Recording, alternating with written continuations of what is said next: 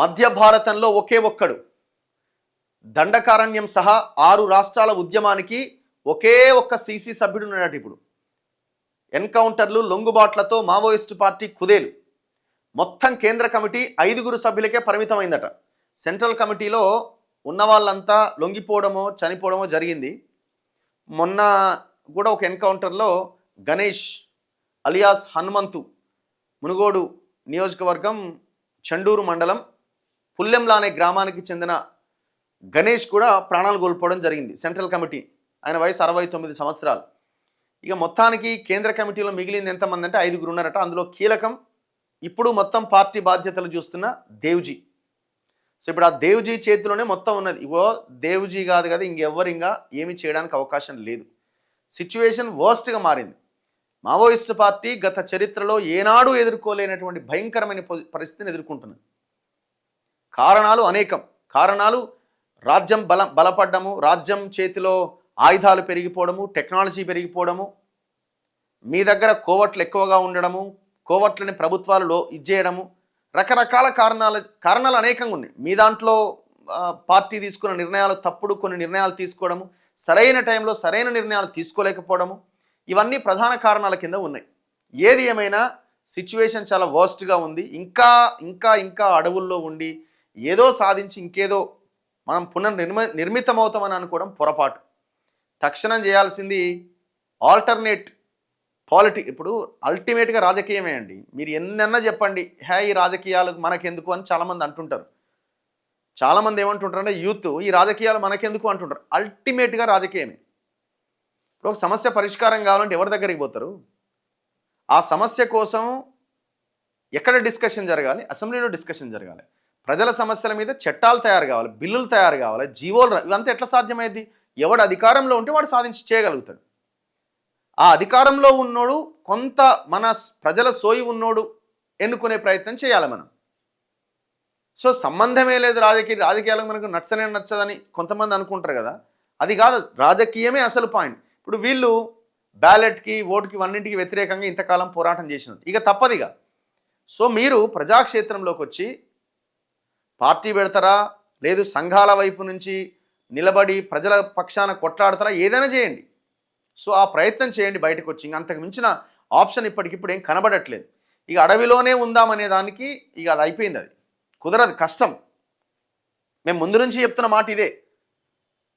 మీరు అక్కడ ఉంటే వీళ్ళు ఓపెన్గానే చెప్తుంది కదా గవర్నమెంటు, మీరు వస్తారా చంపి పడేయాలన్నా. ఎంత క్లారిటీగా ఉన్నారు వాళ్ళు. 3 తెలంగాణ, 2 బీహార్, 1 జార్ఖండ్ అట. 2 బీహార్ జార్ఖండ్ అట. అందులో 3 తెలంగాణ వాళ్ళు ఉన్నారు. ఎవరెవరు ఉన్నారు? గణపతి ఉన్నారు, దేవ్జీ ఉన్నారు, అండ్ ఇంకోరైనా రాజిరెడ్డి ఉన్నారు. వీళ్ళంతా ఫస్ట్ తరం. ఎవరు? గణపతి అండ్ రాజిరెడ్డి పార్టీ పుట్టినప్పటి నుంచి వాళ్ళు అక్కడ ఉన్నారు. ఫస్ట్ తరం వీళ్ళంతా. సో తెలంగాణ వాళ్ళు 3, 2 బీహార్ వాళ్ళు, జార్ఖండ్ వాళ్ళు, మొత్తం 5. ఇక వీళ్ళు తప్ప ఏం లేదు. దేవ్జీ చేతుల్లోనే పార్టీ భవిష్యత్తు. ఇప్పుడు పార్టీ భవిష్యత్తు అమిత్ షా చేతులు ఉన్నది.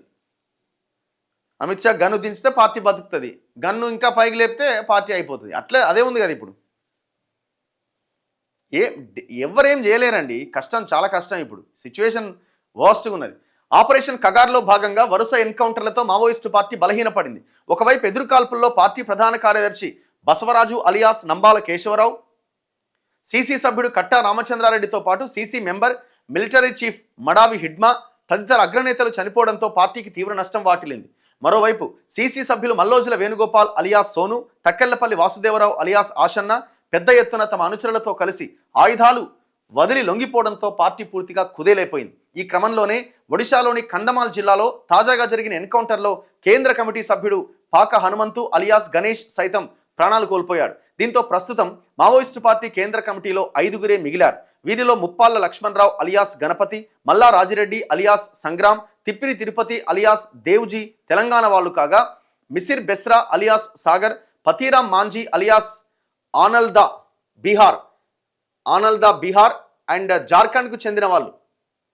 ఒకప్పుడు 20 మందికి పైగా కేంద్ర కమిటీ సభ్యులతో, 5 పొలిట్ బ్యూరో సభ్యులతో సమర్థవంతమైన నాయకత్వం కలిగిన మావోయిస్టు పార్టీ నేడు కేవలం 5 సభ్యుల కమిటీతో అత్యంత బలహీనంగా మారింది. ఇప్పటికే బలగాలు ఫోకస్ చేసినాయి. ఈ పరిస్థితుల్లో Dandakaranya, AOB, COB, MMC, Telangana, AP రాష్ట్రాల విప్లవోద్యమాన్ని నడిపించడానికి ప్రస్తుతం కేంద్ర కమిటీ సభ్యుడు, సెంట్రల్ మిలిటరీ కమిషన్ చీఫ్ అయిన దేవ్జీ మాత్రమే మిగిలారు. అయితే సోను ఆసన్న లొంగుబాటు పంథాను వ్యతిరేకిస్తూ మావోయిస్టు పార్టీకి నాయకుడిగా ఉన్న ఆయనపై కేంద్ర రాష్ట్ర బలగాలు ఫోకస్ పెట్టినాయి. విజయవాడలో అరెస్ట్ అయి మావోయిస్టుల్లో దేవ్జీ గార్డులు ఉన్న నేపథ్యంలో ఆయన్ను కూడా పోలీసులు అరెస్ట్ చేశారనే ప్రచారం జరిగింది. అయితే ఆయన సేఫ్గానే ఉన్నారని, దండకారణ్యంలోనే ఉన్నారని తదుపరి వెలువడిన మావోయిస్టు పార్టీ ప్రకటనలు స్పష్టం చేసినాయి.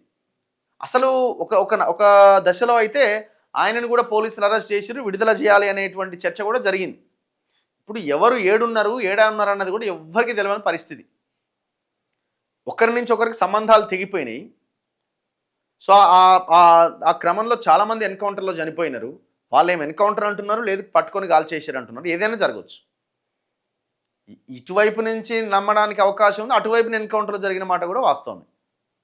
సో ఈ సిచ్యువేషన్లో వాట్ నెక్స్ట్ అనేది ఒక విధానపరమైన నిర్ణయం తీసుకొని ఆలోచన చేసి అడుగు ముందుకేయాల్సిన అవసరం ఉన్నది. ఇప్పుడు నిన్న మేము కూడా గణేష్ అలియాస్ హనుమంతు ఆ ప్రాంతానికి పంపించినాం. ఏంది వాళ్ళ ఇల్లు, వాళ్ళ జీవితాలు ఏంది? ఇప్పుడు ఈ అడవిలో ఉన్నటువంటి వీళ్ళంతా మైనింగ్ చేసుకొని బంగారం తీసి బాక్సైడ్ తీసి ఏమైనా విదేశాలకు తరలించుకొని అమ్ముతున్నారా? అసలు ఇవన్నింటికంటే మనం ఎవ్రీడే మాట్లాడుతున్నది 5th షెడ్యూల్ని ఎందుకు అమలు చెయ్యరు? దీనికి ఆన్సర్ ఉందా కేంద్రం దగ్గర? ఈ అడవి ప్రజల సంపద, ఇది ఈ అడవిలో ఆదివాసీలు ఉండడం వలన ఈ అడవి బతుకుతున్నది. మనం స్వచ్ఛమైన గాలి పీల్చగలుగుతున్నాము. ఈ అడవిని రక్షించుకోవాల్సిన బాధ్యత, పర్యావరణాన్ని రక్షించుకోవాల్సిన బాధ్యత ప్రభుత్వాల మీద కూడా ఉంది. మరి ప్రభుత్వాలు ఎందుకు కార్పొరేట్లకు అప్పగించే కుట్ర చేస్తున్నది అనే ప్రశ్నకి ఇంతవరకు కేంద్రం నుంచి సమాధానం వచ్చిందా? ఇప్పుడు ఈయన ఆపరేషన్ కగార్ అన్నాడు, అంతకుముందు గ్రీన్ హంట్ అన్నారు, ఇంకోటి అన్నారు. అసలు ఎందుకు ఈ అడవి మీద ఇంత ఫోకస్? ఏం నిక్షేపాలు అక్కడ ఉన్నాయి? ఇది మనం ఆలోచించాలి. రాజకీయ నాయకుల, ఇప్పుడు వార్డు మెంబర్ నుంచి సర్పంచ్ నుంచి ఎంపీటీసీలు, జెడ్పీటీసీలు, దాని తర్వాత మున్సిపల్ కౌన్సిలర్లు, కార్పొరేటర్లు, మేయర్లు, ఎమ్మెల్యేలు, ఎంపీలు, ముఖ్యమంత్రులు, ప్రధానమంత్రులు, వీళ్ళ ఆస్తుల లెక్కలు తీయండి ఒకసారి మొత్తం రాజకీయ నాయకులు. మీరు అసలు కనీసం ఇలా లీడర్ అంటే ఫార్చునర్ కార్లు ఏంది, నువ్వు లీడరే కాదురా అనుకునే సిచ్యువేషన్లో దోపిడీ చేసి దేశం మీద, రాష్ట్రం మీద పడి మింగుతున్నారు కదా మీరంతా. మరి వీళ్ళకేమీ లేదు కదా వాళ్ళకి. ఇప్పుడు ఇది మాట్లాడితే ఏమంటాడు, నువ్వు అర్బన్ నక్సలేటు, నువ్వు మావోయిస్టులకు అనుకూలం, నువ్వు అసలు మావోయిస్టువే, నువ్వు ఓసారి గన్ను పట్టుకున్నా గనబడ్డావు, ఇంకేమైనా కూడా మాట్లాడతారు వీళ్ళు. రాత్రిపూట నువ్వు అదే పని చేస్తున్నావు. అరే బాబు, రియాలిటీ మాట్లాడండి. వాస్తవాల్ని గ్రౌండ్కి వెళ్తే ఈ వాస్తవాలు, ఒక ఆలోచన చేస్తే ఈ వాస్తవాలు తెలుస్తాయి. ఇది ఐడియాలజీని పెంచి పోషించడమో లేకపోతే మావోయిస్టు పార్టీకి అనుకూలంగా మాట్లాడడమో కాదు. ఇది మేము ఒకటే అంటున్నాం, ఇవాళ ఈ దేశంలో పర్యావరణాన్ని, ప్రకృతిని, ఈ సహజ వనరులను కాపాడాలంటే అడవి ఉండాలి. దాన్ని తీసేస్తున్నారా అంటే నువ్వు మావోయిస్ట్ అంటారు. ఊరిని అమ్మ, ఇది ఎక్కడ లొల్లి? చలో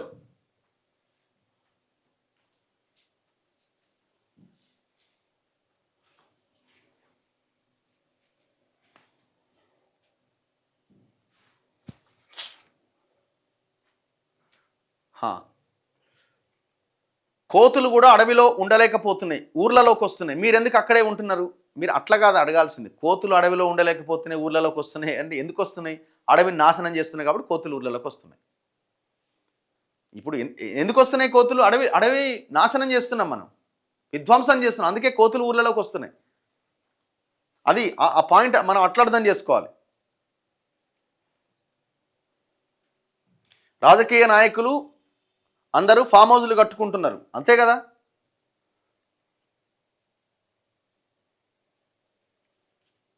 మీరు చెప్పింది 100% నిజం. ఇన్నయ్య గారు అరెస్ట్ ఇన్వెస్టిగేషన్ ఏం జరుగుతున్నది? అది వాళ్ళు చేసే ఇన్వెస్టిగేషన్ వాళ్ళు చేస్తారు. ఇంతవరకు అయితే ఏం లేదు, కస్టడీ కూడా ఏం తీసుకున్నట్టుంది. ఇంకా మరి చెప్పలేం, మరి వేస్తారా, పిటిషన్ వేయరా ఏంటన్నది చూడాలి.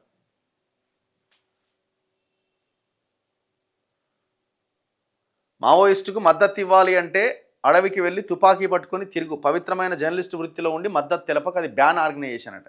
ఎవడు మద్దతు తెలిపినాడు, ఏం కథ? వీళ్ళు నాకు తెలిసి పొద్దుగాల లేచి అసలు మీరు అంటే అదే మత్తులో ఉంటారా? ఇక ఆ మత్తు దిగదా? మాట్లాడుతున్నది కూడా మీకు అర్థం చేసుకోరా? Must be Kagar effect on BJP in elections అట. స్పెషల్ ఫోకస్ మా మంచిర్యాల మీద పెట్టండి సీఎం గారు. అందరూ ఒక్కటే మల్లారెడ్డి జోలికి ఎవరు వెళ్ళరు, ఎందుకంటే కోట్లు ఇస్తాడు, తీసుకొని మూసుకుంటారు. అందరూ వాషింగ్ పౌడర్ నిర్మాట. వాస్తవమే అది కూడా. మల్లారెడ్డిది డబ్బుల రాజకీయం అన్నా జనాలు డబ్బులు ఉన్నోడికి ఓట్లు వేస్తున్నారు. అవును, చెరువును కబ్జా పెట్టి కట్టిండాడ. కేసీఆర్, కేటీఆర్, హరీష్ రావు అందరికీ ఫామ్ హౌజులు ఉన్నాయి, సంతోష్ రావుకు కూడా. కవిత కొంప చూడండి ఎంత పెద్దగా ఉన్నదో. చలో అన్న, అసెంబ్లీకి కేసీఆర్ వస్తాడా? ఏదో పెద్ద లొల్లి ఉన్నదా బాబు.